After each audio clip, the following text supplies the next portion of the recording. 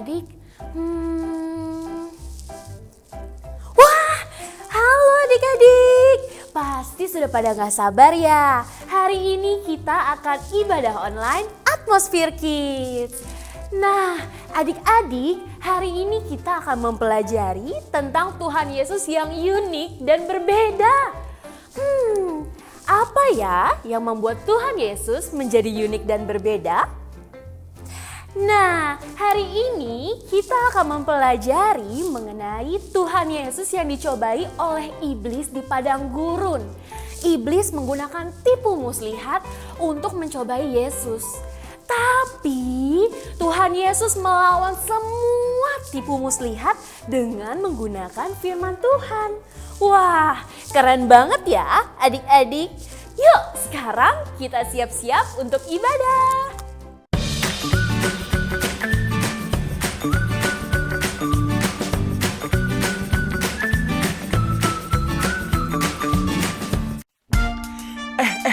Kamu tahu gak sih? Apa tuh? Aku kasih tahu ya. Firman Allah itu bermanfaat untuk mengajar, menyatakan kesalahan, memperbaiki kelakuan, dan mendidik kita dalam kebenaran. Iya, begitu. Segala perintah yang diilhamkan Allah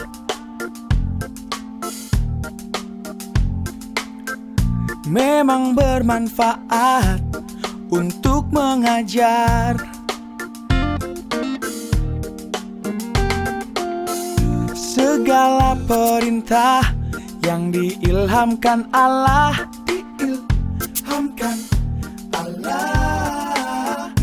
memang bermanfaat untuk mengajar. Untuk menyatakan kesalahan, untuk memperbaiki kelakuan, dan untuk mendidik orang dalam kebenaran. Itulah 2 Timotius 3 ayat 16.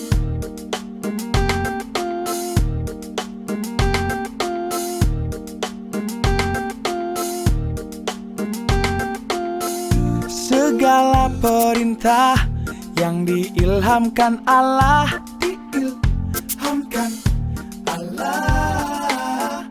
memang bermanfaat untuk mengajar.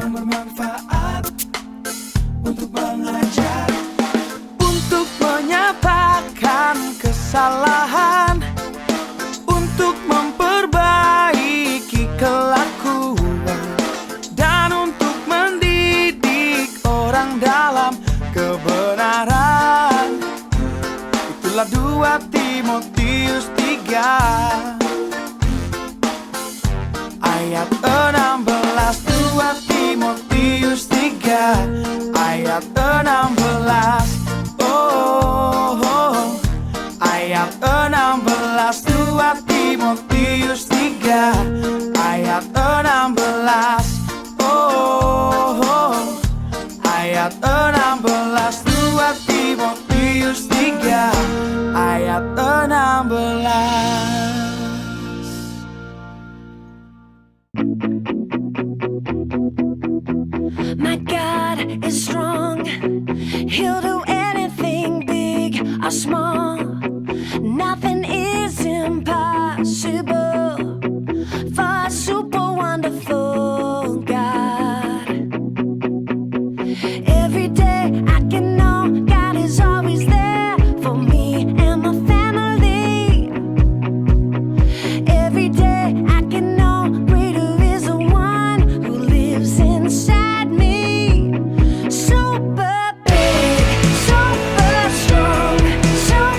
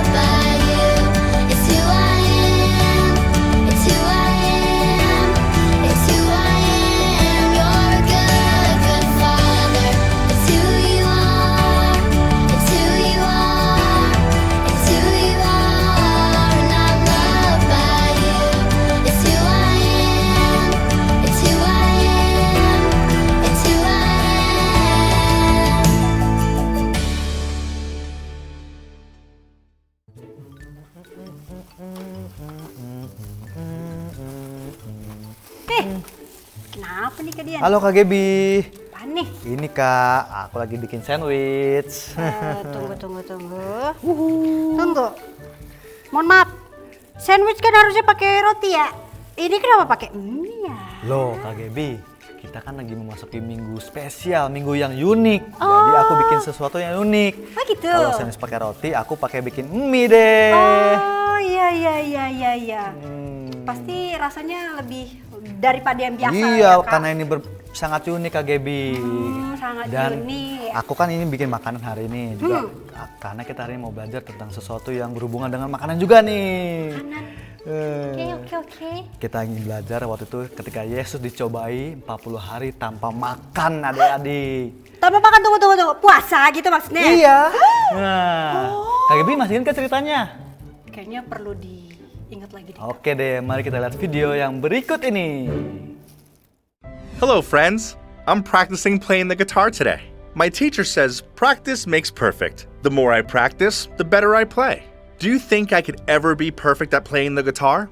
That would be impossible because I'm just a regular person. But that reminds me of someone who was not normal and who was perfect. It's Jesus. Jesus was in the desert for 40 days. While Jesus was there, he didn't eat anything so he could focus on God. He was very hungry. While Jesus was in the desert, the devil tried to trick him and make him do things he knew were wrong. The devil wanted Jesus to fail and forget that God could help him. First, the devil knew Jesus would be hungry because he didn't eat anything in the desert. The devil asked Jesus to turn stones into bread. Jesus knew he didn't need to do that because he already had chosen to give up food while he was in the desert. Instead of doing the wrong thing, Jesus said no to the devil, and Jesus remembered God's word. He was strong, and he did not do the wrong thing. Then the devil took Jesus to a really high place and tried to get Jesus to worship him instead of God. Jesus said no to the devil again. Jesus said he would worship God only. Then the devil took Jesus to a cliff and asked Jesus to do something dangerous to see if God would rescue him. Again, Jesus did the right thing. He didn't give in and listen to the devil. Jesus remembered God's words, that we shouldn't put ourselves in danger to see if God will rescue us. All 3 times he was asked to do something that wasn't right, he said no. He never did anything wrong. Jesus knew how to trust God perfectly. Jesus is perfect. Begitu ceritanya Kak Gebi di video tadi. Oh, begitu. Nah, adik-adik kakak mau tanya di sini siapa yang pernah berpuasa? Angkat tangan. Angkat tangan.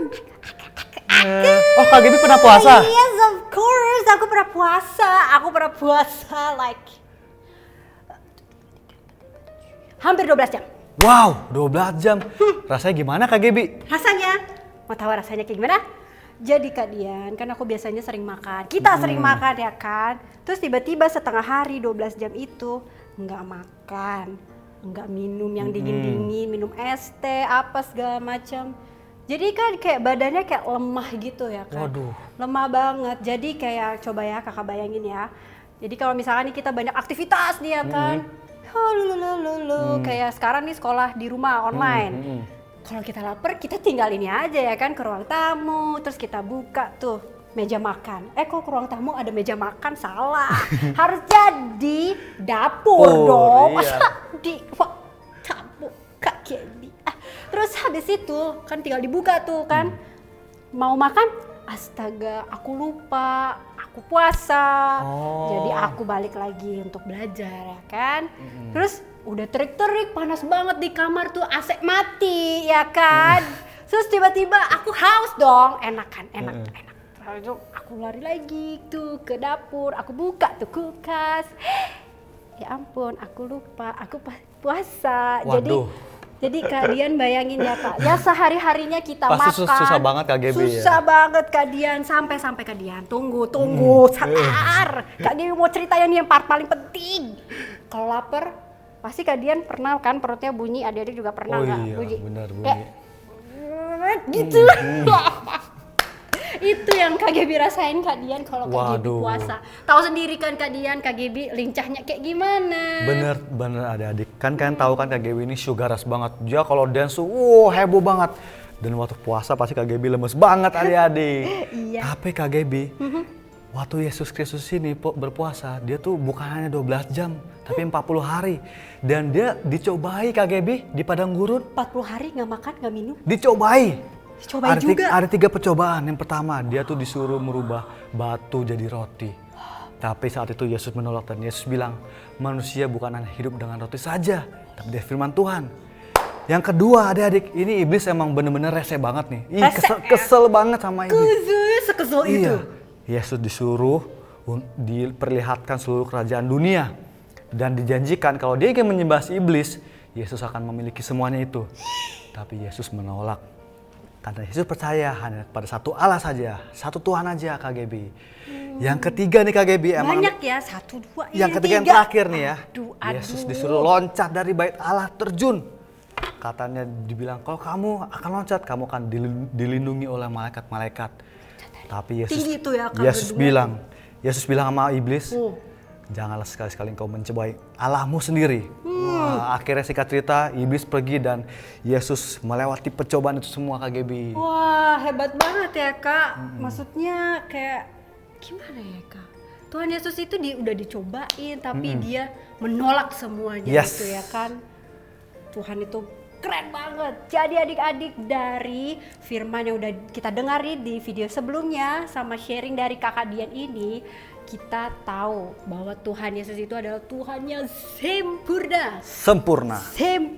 Jesus is perfect. Karena dia setiap digodain sama iblis saja dia menolaknya. Dan dia selalu perkatakan dengan iman. Salah satunya adalah manusia bukan hidup dari roti saja, tapi dari perkataan firman Tuhan. Benar KGB. Ya ampun, kalian juga pasti ngebayangin kan adik-adik, masa iblis aja bisa menggodai Tuhan loh. Perasaan kalian gimana kalau misalkan digodain sama teman-teman, ya usah sama iblis deh, sama teman sendiri gimana? Wah, pasti kesel banget KGB. Kesel banget kan. Nah itu, KGB juga merasa kesel harusnya, tapi Tuhan Yesus itu adalah Tuhan yang sempurna. Dia menolak. Dia tidak berkata tidak ada coba-cobaan dari si iblis. Bener KGB. Iya, maaf Kak. KGB. Dan juga nih ada satu ayat nih KGB. Oke. Di Ibrani 4 ayat 15. Yuk kita buka kitabnya sama-sama di Ibrani 4 ayat 15. Ibrani 4 ayat 15. Oke, yuk kita baca sama-sama yuk adik-adik. Aku juga ikutan baca nggak Kak? Aku aja yang baca kali ini. Sebab imam besar yang kita punya bukanlah imam besar yang tidak dapat turut merasakan kelemahan-kelemahan kita. Sebaliknya sama dengan kita, ia dicobai, hanya saja dia tidak berbuat dosa. Jadi adik, Yesus itu kan juga Allah, tapi dia juga manusia adik. Dia merasakan lapar, dia merasakan hawa nafsu, tapi dia adalah Yesus yang sempurna, yang unik. Dia bisa melewati segala percobaan dengan luar biasa. Wah, Yesus adalah Tuhan sempurna. Kita bayangin lagi ya. Jadi gini Kak, Tuhan itu adalah Tuhan yang maha besar ya kan. Ia juga adalah manusia. Berarti apa yang kita rasakan sekarang, Tuhan Yesus juga bisa rasain. Yes, benar. Kayak lapar, kayak sedih, kayak merasa galau. Tuhan Yesus juga bisa merasakan ya Kak. Nah, berarti coba kita bayangin lagi dalam konteks kehidupan kita sehari-hari ini Kak. Misalnya nih kalau kalian lapar gitu ya kan, wah tersedia hidangan gorengan, padahal kita tahu ya kan gorengan atau sandwich yang tadi Kak Dian buat itu yang banyak minyaknya itu, pada kita tahu kita lagi batuk, tapi kita nggak boleh makannya ya kan Kak? Benar. Harusnya kita kalau mau sehat kita nggak makan, tapi kadang kita sebagai manusia, akhirnya aku dapat gorengan. Benar. Ternyata tidak ya. Sama berarti Kak. Berarti kalau Tuhan juga tuh perasaan yang sama untuk kayak mau makan, kayak lapar. Mau makan kayaknya enggak lah ya. Kayak lapar gitu ya Kak. Berarti Tuhan juga bisa merasakan apa yang kita sedang rasakan gitu. Bener, loh adik-adik. Tapi nih, the thing is Yesus selalu melawan cobaan. Dari setiap cobaan yang tadi tuh iblis udah kasih ya kan, dengan perkataan no, dengan tegas, dengan iman di setiap pencobaan yang dia hadapin Kak Dian. Benar Kak Gaby. Nah, ternyata adik-adik juga ada satu ayat nih adik-adik yang sangat menguatkan kakak secara pribadi. Ketika kakak sedang mengalami percobaan atau kesulitan adik-adik. Yuk kita buka yuk di 1 Korintus 10 ayat ke-13. Apa tuh? Ayo kita baca adik-adik 1 Korintus 10 ayat 13. Pencobaan-pencobaan yang kamu alami ialah pencobaan-pencobaan yang biasa, yang tidak melebihi kekuatan manusia. Sebab Allah setia dan karena itu Ia tidak akan membiarkan kamu dicobai melebihi kekuatan kamu. Pada waktu kamu dicobai, Ia akan memberikan kamu jalan keluar sehingga kamu dapat menanggungnya. Jadi ada di kakak ada satu kesaksian nih, karena ayat ini sangat menguatkan kakak secara pribadi ya. Oke. Jadi Kak ketika Dian kesaksian, waktu oke. tahun lalu bulan November, Oke. kakak tuh sakit. Keadaan sakit ginjalnya tuh sebelah kiri nggak berfungsi dan kata dokter itu harus diangkat KGB. Berarti Kak Dian kayak nggak bisa melakukan lompat-lompat. Kakak pergi nggak jalan bisa, jauh, bahkan datang nggak capek. ke gereja pun kakak nggak bisa. Oh my Dan kakak udah pergi ke rumah sakit sampai ke Malaysia pun kakak berangkat Ke KGB. Malaysia, Iya. ke rumah sakit. Dan kakak tuh sedih banget adik-adik. Kakak yang sehat tahu-tahu sakit kakak nggak bisa ngapa-ngapain. Tapi kakak bersyukur karena Yesus telah memberikan jalan keluar. Dan kakak bisa melewati setiap percobaan. Akhirnya sekarang kakak udah bisa sembuh. Kakak bisa aktivitas kembali. Berarti Kak Dian sekarang bisa pergi jalan-jalan. Ya. Kak Dian bisa joget. Joget bisa? Oh, Oke. Kak Dian bisa lompat. Bisa juga KGB. Oh, bisa apalagi pokoknya yang nggak bisa dilakukan selama sakit, Kak Dian bisa lakukan Yes. sekarang. Wah, that's right. Itulah yang kita membedakan sama anak-anak Tuhan. Yang hidup dalam Tuhan itu pasti berbeda dengan anak-anak yang belum mengenal Tuhan. Nah, dari kesaksian Kak Dian, dari cerita yang udah kita dengar firman Tuhan hari ini yang sangat memberkati, kita belajar bahwa kita harus menjadi anak yang berani dan unik, beda Yes. dari yang lain. Kita harus berani mengatakan no terhadap godaan-godaan ya. Godaannya bisa kan kayak males bangun pagi untuk saat teduh atau berdoa dan yang lain-lain yang kalian anggap itu adalah sebuah cobaan. Jadi adik-adik jangan takut ya adik-adik karena Tuhan bisa menyertai Kak Dian, bisa sembuh 100%. Berarti Tuhan juga bisa menyertai kamu dari sekarang sampai selama-lamanya sampai 100%. Oke adik-adik, mari kita berdoa. Lipat tangannya, tutup matanya, KGB pimpin dalam doa ya. Tuhan Yesus, terima kasih Tuhan atas berkat-Mu hari ini. Kami boleh mendengarkan cerita Tuhan Yesus yang sangat luar biasa dan kami belajar bahwa kami adalah anak-anak yang unik, kami adalah anak-anak yang berani untuk berkata tidak dari setiap cobaan-cobaan yang kami alami. Karena kami tahu Tuhan Yesus selalu menyertai kami meskipun kami merasa sedih, suka atau duka atau apapun itu, Tuhan selalu menyertai kami. Terima kasih Tuhan, berilah Roh Kudus-Mu dalam hati kami untuk berani dalam melakukan apapun bersama Tuhan untuk melayani Tuhan lebih lagi. Terima kasih Tuhan Yesus, kami sudah berdoa dan mengucap syukur. Haleluya. Atmosfer Kids sama-sama katakan amin. Oke adik-adik, sekarang waktunya kita akan memberi persembahan. Bagaimana caranya memberikan persembahan? Yuk kita lihat di slide berikut ini.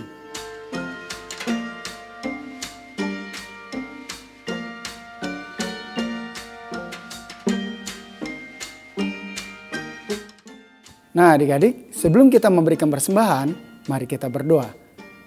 Mari kita tutup mata, lipat tangan, kita berdoa. Tuhan Yesus, terima kasih Tuhan buat hari ini. Tuhan, kami boleh bersuka cita, kami boleh mengucap syukur atas berkat anugerah-Mu. Tuhan, sebentar kami akan memberikan persembahan syukur ini. Biarlah persembahan ini menjadi berkat dan memuliakan kerajaan-Mu di surga.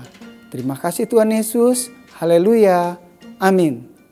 Hai kids, apa kabar semuanya? Kakak percaya semua dalam keadaan baik-baik ya. Tadi kita dengar bagaimana cerita firman Tuhan mengenai bagaimana Tuhan Yesus itu dicobai sama si jahat, yaitu siapa? Si iblis. Tapi Tuhan Yesus tidak tergoda sama sekali. Sebab Tuhan Yesus mengandalkan apa? Firman Tuhan. Wow, keren banget ya. Tuhan Yesus tuh benar-benar sempurna banget. Dia nggak kalah sama semua tipu daya iblis. Dan saya percaya adik-adik juga jangan mau kalah. Bagaimana kuncinya? Kuncinya adalah mendengarkan firman Tuhan. Dan selalu baca firman Tuhan setiap hari. Kakak percaya semua adik-adik baca firman Tuhan ya.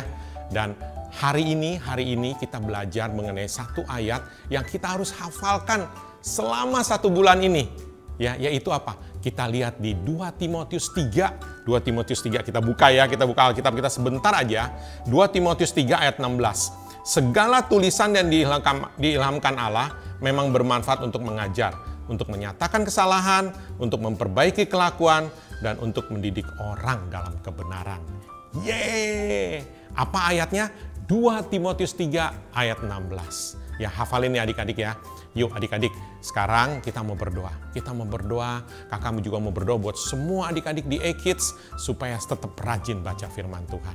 Ya, kita mau berdoa, lipat tangannya, kita berdoa.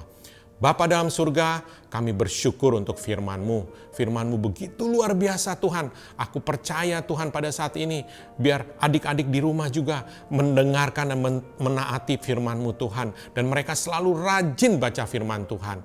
Tuhan Yesus tolong mereka pada saat mereka di saat sulit, sedih, atau sedang stres belajar Tuhan Yesus. Tolong mereka di rumah Tuhan. Mungkin mereka juga sedang sulit belajar untuk online. Tuhan Yesus, aku berdoa di dalam nama Bapa, Putra, dan Roh Kudus. Pertolongan, mujizat, hikmat, kepandaian yang berlimpah-limpah turun atas semua adik-adik di rumah Tuhan. Berkati mereka Tuhan, tolong mereka Tuhan. Dan aku percaya juga Tuhan Yesus, Engkau Allah yang baik, yang selalu hadir di tengah-tengah mereka, di tengah-tengah keluarga mereka Tuhan.